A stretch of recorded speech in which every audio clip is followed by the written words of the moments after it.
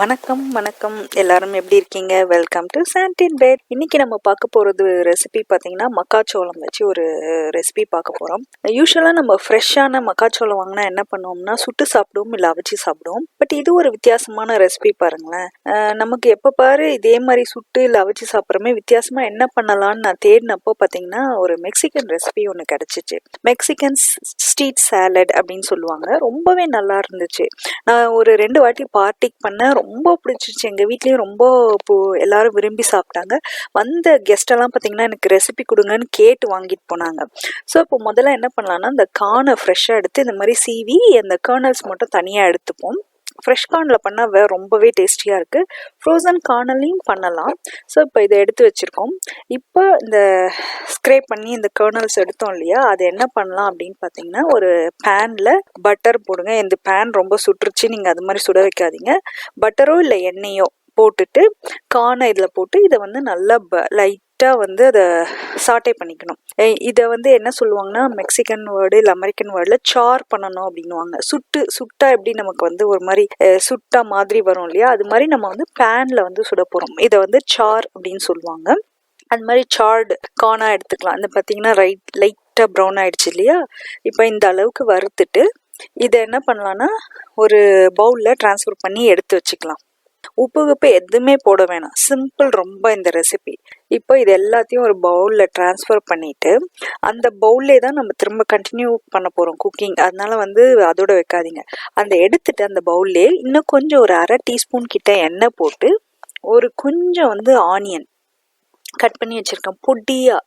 அது ஒரு 1/4 கப்பு இல்லை 1/4 கப்புக்கும் கொஞ்சம் ஜாஸ்தி. நீங்கள் எவ்வளோ கார்ன் எடுத்தீங்களோ, நான் இன்னைக்கு 3 கார்ன் எடுத்தேன், அதனால 1/3 கப்பு போட்டிருக்கேன். ஒரு 1/2 டீஸ்பூன் பூண்டு நல்ல பொடியாக நறுக்கி அதையும் 1/2 டீஸ்பூன், உங்களுக்கு கொஞ்சம் ஜாஸ்தியாக வேணா கூட போட்டுங்க. இது ரெண்டுத்தையும் போட்டு ஸ்டவ்வை மீடியம் ஃப்ளேமில் வச்சு இதை லைட்டாக சாட்டே பண்ணிக்கோங்க. அந்த கார்லிக் பார்த்திங்கன்னா ரொம்ப தீஞ்சிடாமல் ஒரு நல்ல ஃப்ளேவர் வரும். அந்த அளவுக்கு அதை சாட்டே பண்ணிட்டு நம்ம ஸ்டவ்வை சுவிட்ச் ஆஃப் பண்ணிடலாம். இதை எடுக்கணும்னு அவசியம் இல்லை. இந்த மீன் டைம் பார்த்தீங்கன்னா நான் என்ன பண்ணியிருக்கேன்னா ரெட் கேப்சிகம் நல்லா பொடியாக நறுக்கியிருக்கேன். அந்த பொடியாக நறுக்கி குட்டி குட்டியாக க்யூப் சைஸில் நறுக்கி அதை சுவிட்ச் ஆஃப் பண்ண ஸ்டவ்வில் சும்மா போட்டு ஒரு சாட்டே பண்ணியிருக்கேன். அந்த மைல்டு சூடே போதும் இதுக்கு. நீங்கள் இதை போட்டு கேப்சிகமை போட்டு சாட்டே பண்ணணும்னு கூட அவசியம் இல்லை, அப்படியே பச்சையாக கூட சாப்பிடலாம். ஸோ சாட்டே பண்ணால் அது ஒரு ஃப்ளேவர் நல்லாயிருக்கும். அதையும் இப்போ எடுத்து வச்சுருக்கோம் இல்லையா கார்ன், அதோடு சேர்த்து போட்டுக்கலாம் ஒரு பவுலில். நல்ல ஒரு மிக்சிங் பவுலில் போட்டுக்குங்க. போட்டுட்டு அதோட நல்ல ஒரு ஸ்பூன் அளவுக்கு சாப் பண்ண கொரியண்டர் லீவ்ஸு, சிலாண்ட்ரோ அதையும் போட்டு அது கூட ஒரு ஸ்பூன் மேனஸ் ஆட் பண்ணியிருக்கேன். அப்புறம் அதோட ஒரு 1/2 ஸ்பூன் கிட்ட சோர் க்ரீம் இல்லைன்னா நீங்கள் கர்ட் கூட ஆட் பண்ணலாம், நல்லாயிருக்கும். ஆனால் சோர் க்ரீம் போட்டால் நல்லா டேஸ்டியாக வரும். உங்களுக்கு எவ்வளோ வேணுமோ, நான் இவ்வளோ மீடியமாக ஆட் பண்ணியிருக்கேன். உங்களுக்கு கொஞ்சம் எக்ஸ்ட்ரா மயோனீஸ் வேணுனாலும் ஆட் பண்ணிக்கலாம். இதோட இந்த பார்த்தீங்கன்னா மெக்சிகன் சீஸு, கேசோ கொட்டிஹா அப்படின்னு ஒரு மெக்சிகன் சீஸு. இது கொஞ்சம் பார்த்தீங்கன்னா பார்மஜானோ சீஸ் மாதிரி தான் இருக்கும். ஸோ நீங்கள் அதை கூட வேணால் யூஸ் பண்ணலாம். எனக்கு ஒன்றும் பெருசாக வித்தியாசம் தெரியல. சூப்பராக இது எல்லாத்தையும் போட்டு மிக்ஸ் பண்ணிடலாம்.